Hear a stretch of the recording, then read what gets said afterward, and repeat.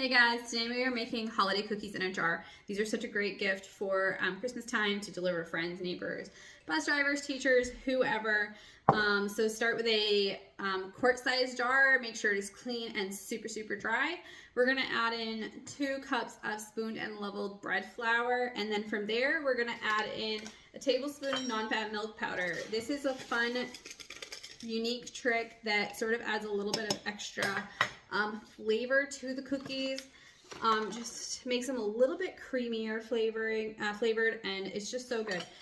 We're also going to add in a ½ tablespoon of cornstarch. This is going to help make the cookies chewy. It's going to work with the bread flour to give these cookies that like chewy but not cakey sort of texture. You will need 3/4 teaspoons of salt. You can just use table salt. Sea salt's also fine in this recipe. And then we're going to use a ½ teaspoon of baking soda. So you're going to add these in right on top of the flour. Okay, we're going to give it a little bit of a shake to level it out. From there, we're adding in 3/4 cup of brown sugar. So the trick to the brown sugar is making sure to use a actual 1/4 cup measuring cup. Some sets do have a 3/4 cup. That's not what you want to use in this recipe because we need to be able to fit the brown sugar into the jar. And if it doesn't have a wide mouth lid, then you're going to need the other one, the smaller cup. So just pop those in there. We're going to make sure the brown sugar is nice and packed. We're going to add a ½ cup to start, and then we are going to pack this down. This recipe calls for 3½ cups of ingredients, and of course we're using a quart jar, so it only fits 4 cups. But because the flour is flushed, there's actually a lot of volume that can be condensed to make room, and so everything will fit perfectly. So just sort of spread the brown sugar out to the edge so we have that nice, beautiful layered effect. And then go ahead and add in that last 1/4 cup of the brown sugar. And from there, we will use the rubber spatula to press everything down so it is nice and condensed, making room for the rest of the ingredients. So we'll just do that.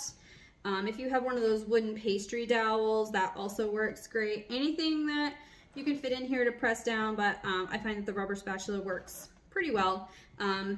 Probably recommend using a mini one. It has some nice bend, which makes it a little easier. So we are just going for that look right there. From there, we are going to add in a ½ cup of granulated sugar. All right, just make sure to shake this off so it's nice and level. We're going to add it in.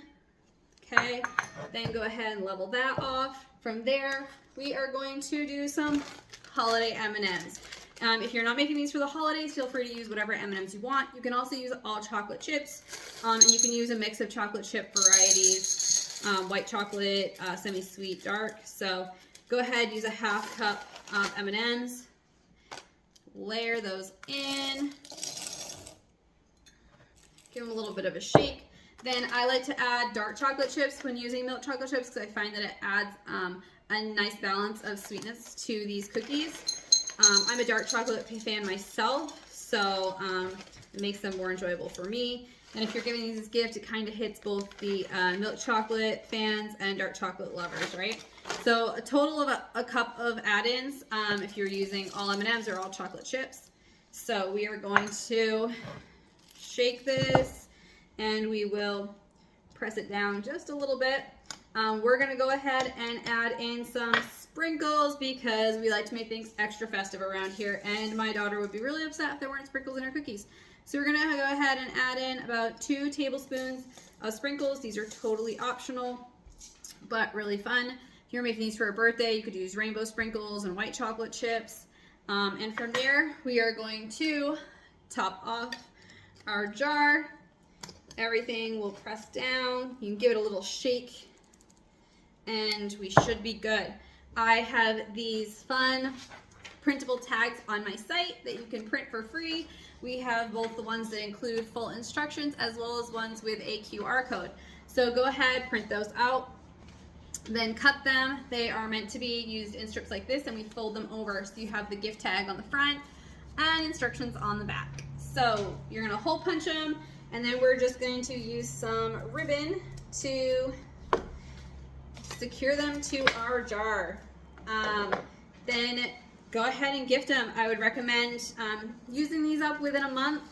They are, you know, everything here is dry and shelf-stable ingredients. Make sure nothing is expiring close to when you make them. But using within a month just kind of helps guarantee the freshness of all the ingredients. And yeah, so the end result is going to be like a nice chewy cookie. It's going to be tender, not at all cakey. To make them, you're going to use 3/4 cup of butter, an egg, and some vanilla. And then you will almost do a reverse creaming because you're going to dump the entire jar into the, oops, I didn't mean to do that. Don't flip your jar and ruin your layers. Anyways, so you're almost going to do a reverse creaming method because you're dumping everything in together. It's going to take a little bit longer for the dough to cream together because you're not creaming your butter and sugar together first. So but everything will come together, start off sandy, will come together into a nice cookie dough. Just use a drop scoop and drop them onto a parchment lined pan, bake for like 10 minutes, and these will be just perfect. I highly recommend making these for Santa. Santa loves them. But anyways, just an easy gift this holiday season. I hope you guys enjoy.